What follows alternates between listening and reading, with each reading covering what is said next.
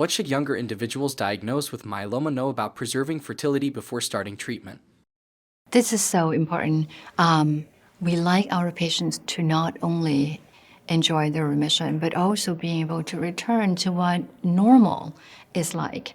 So majority of our treatments, in fact, don't significantly decrease the future chance of having children, except for the high-dose melphalan stem cell transplant. So young patients who are just having a discussion about high-dose melphalan and transplant with their treating physician should probably look into the possibility of collecting the sperm for banking or egg for banking.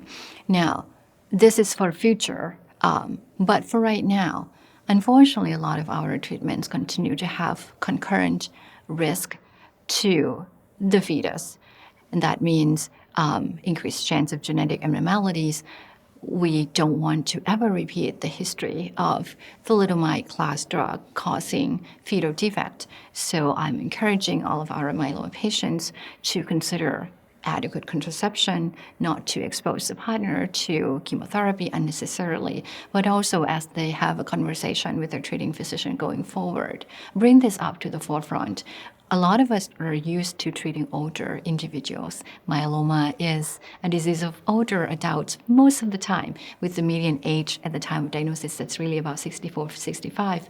But we definitely don't want to lose an opportunity of preserving the fertility in younger patients, particularly those who are younger than 40 and 50. And there are all kinds of resources out there now that we can tap into. So if it's not mentioned, please share your concern with your treating physician, and we're here to help.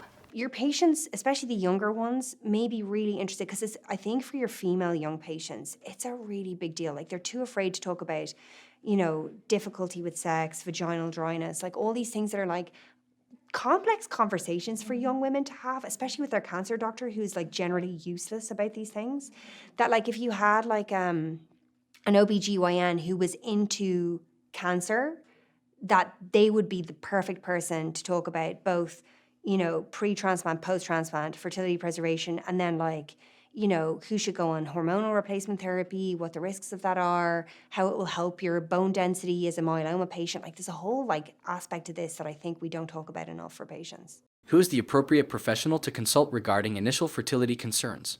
Generally speaking, depending on where you are, the starting point should be the doctor that's treating you for your myeloma. They'll have the best insight as to, who is going to be local to you, helpful. They'll probably have somebody who's their go-to person in terms of fertility preservation, and they'll also be able to help you navigate any costs or insurance barriers that may or may not be associated with that. So that's the first person. Your go-to is always your treating doctor, and then don't be shy to push for these things if it's most likely it's going to be something that's really important to you, and maybe you'll find yourself overwhelmed in the setting of a new cancer diagnosis. But these are important questions for you in the longer term that you're going to want to make sure you ask up front.